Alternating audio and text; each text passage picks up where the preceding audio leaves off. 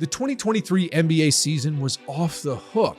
There has never been an NBA season where the MVP race was this tight. There's never been an NBA season where 4 teams were fighting for the same playoff spots on the very last day of the regular season. If there was ever a hurricane of a season, 2023 would be it. And yet, the greatest part of it is still in front of us.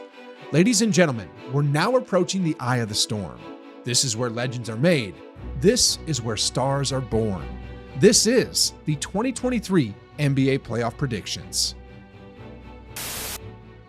Since the 2 teams with the best regular seasons are in the East, that's where we're going to start off first.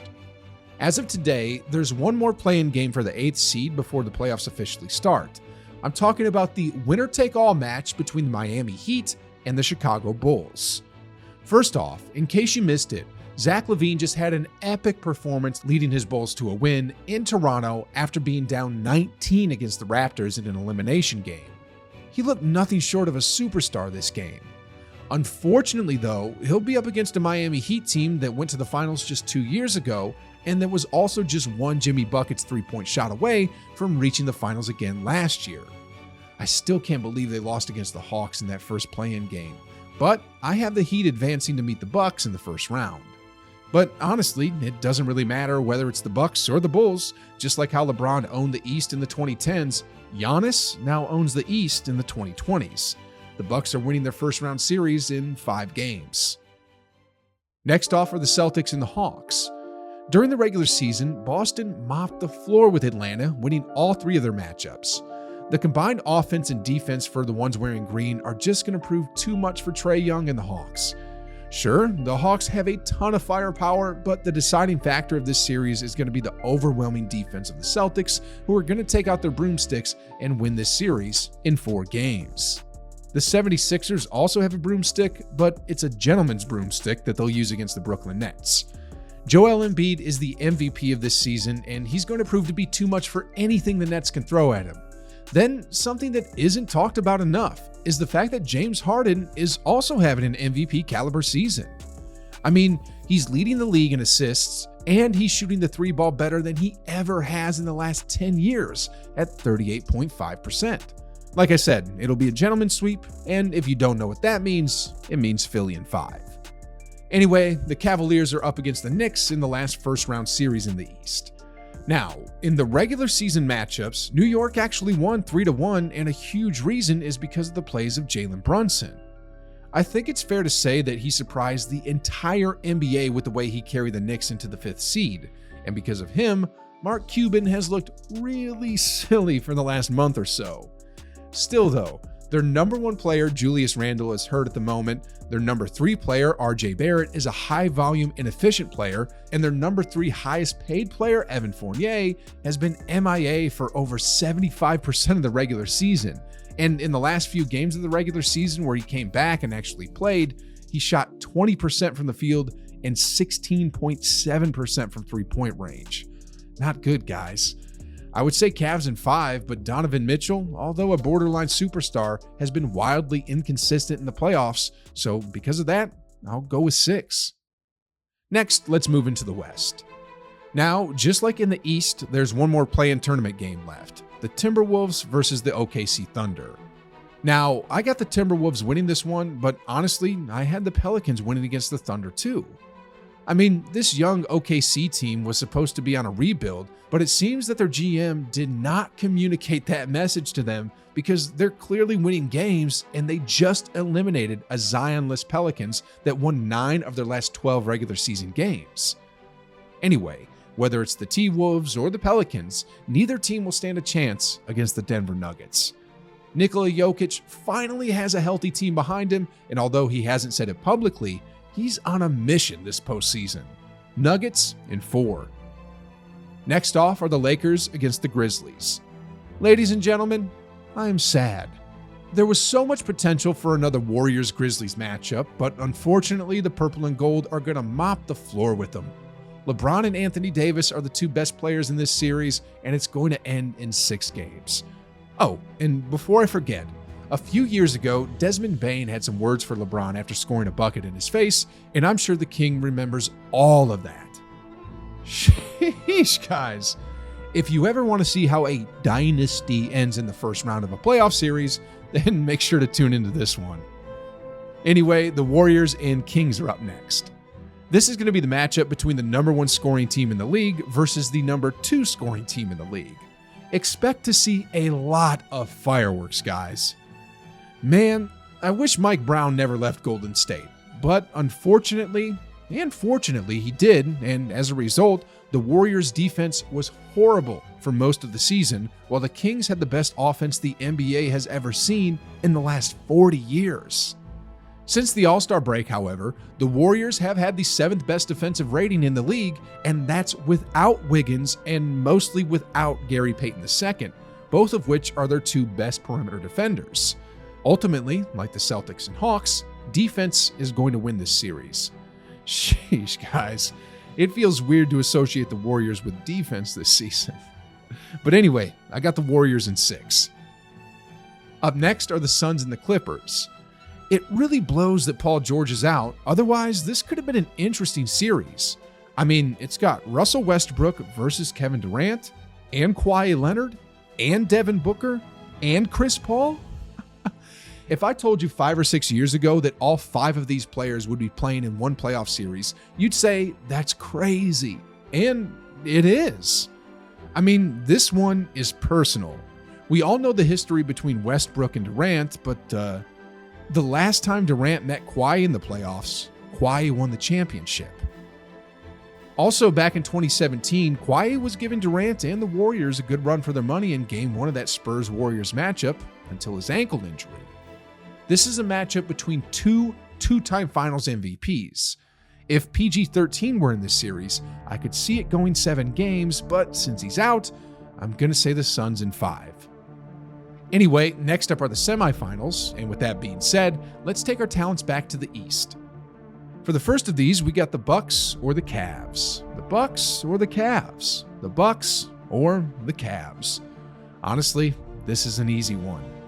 I know upsets can happen, but no one in their right mind, not even the family members of Donovan Mitchell, would bet on the Cavaliers. And I'm serious. Heck, no disrespect to the Cavs, but I don't think even they believe they can win this series. Heck, I'll even take it one step further. Not even if they had Tony Robbins there giving them 3 motivational speeches a day at breakfast, lunch, and dinner, would they believe they can beat the Milwaukee Bucks in a best of 7. Like I said earlier, Giannis is the new king of the East, and I got the Bucks in 5. The Celtics are up next against the 76ers. Now, the Celtics honestly have Joel Embiid's number. Aside from that recent performance where the 76ers barely escaped with Embiid's 52-point performance, Boston always seems to get the better of Philly. This is the type of series that if I were to bet $100, I'd say Philly, but if I were to bet $100,000, I'd say Boston. As much as I'd like to see the 76ers come out of the East, I gotta go with the Celtics for this one. Celtics in 6. Actually, no, wait, I'll say Celtics in 5. Now let's move back to the West. The Nuggets and the Suns is going to be one explosive series, guys. Because look, on one hand, you have Nikola Jokic, and on the other hand, you have Kevin Durant.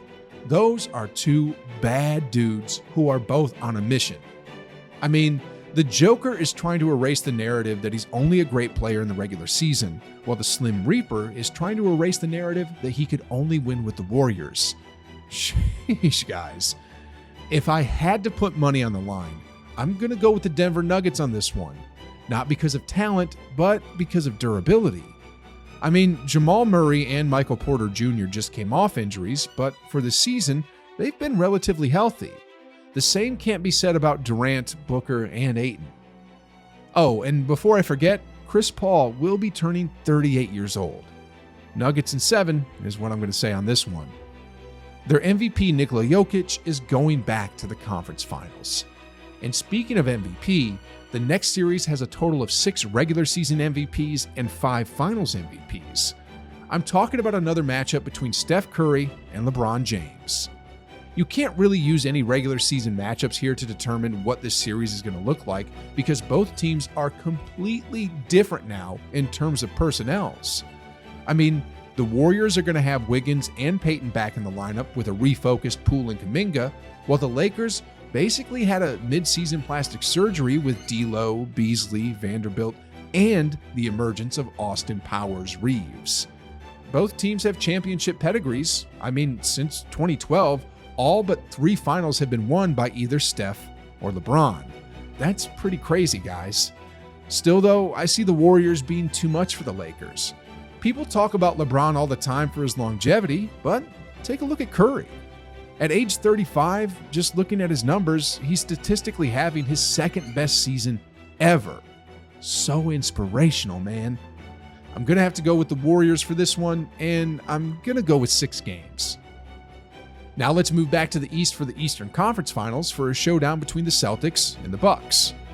Now, the Bucks are really lucky that they didn't see the Celtics in the second round because they're going to need to give Chris Middleton all the time he needs to get back healthy. I mean, although he didn't have a good return, averaging shooting splits of 35% from the field and 27% from 3, he did improve a lot as the season progressed, and in his last 10 games, bumped up his averages to 48% from the field and 36% from beyond the arc. As we all saw last season, Giannis almost single-handedly took out the Celtics himself, but with his running mate healthy again, I see the Bucks winning this one in 7 games and advancing to the 2023 NBA Finals. Now in the West, we have a showdown between the Nuggets and the Warriors. The last time these two teams met, the Warriors beat them in 5. But the thing is, this time the Nuggets have their second and third best players in the lineup. Still though, as dominant as Jokic is, this is what's going to happen. Every offensive set the Nuggets run is going to be through Jokic. He's the focal point of their offense and the ball goes through his hands in every possession, and as a result, they're going to get buckets. However, the same thing is going to happen on defense. Every offensive set the Warriors run is going to be through Jokic. He's going to be the focal point of each and every high pick and roll, and as a result, he's going to tire out. I mean, look at these numbers I pulled off of Basketball Reference. These are the shooting splits of Jokic in 2023 divided into quarters. He's extremely efficient in first quarters when he's fresh, as evident by his field goal percentage of 65. But look, every quarter that efficiency drops a bit, and in the fourth quarter, he even looks human at 50%. If Jokic isn't efficient, the Nuggets aren't going anywhere. And considering the fact that they'll be coming off a 7-game hard-fought series against the Suns, I gotta go with the Warriors for this one. I'll say Steph Curry and the crew get this one done in 6. After that is the 2023 NBA Finals, where the last 2 teams standing are the Milwaukee Bucks and the Golden State Warriors. Man, Giannis versus Curry, the Greek Freak versus the Chef, the new king of the East versus the greatest shooter in NBA history? Man, guys, this is giving me goosebumps already. The Bucks obviously have a huge size advantage over Golden State. I mean, Bobby Portis, Brook Lopez, and Giannis are taller than anybody on the Warriors roster. The size discrepancy is going to be visible from the get-go, and they're going to be playing some serious bully ball. The Warriors, on the other hand, with all their split action, are going to be moving so fast around the court that for the Bucks, it'll seem like it's 7-on-5. Common sense would be to bet on the Bucks, and every NBA analyst is going to say Bucks, Bucks, Bucks. But hey, that happened last year as well with the Celtics, and we all remember how that turned out, right? This series is going to be an epic back and forth series, ultimately going 7 games.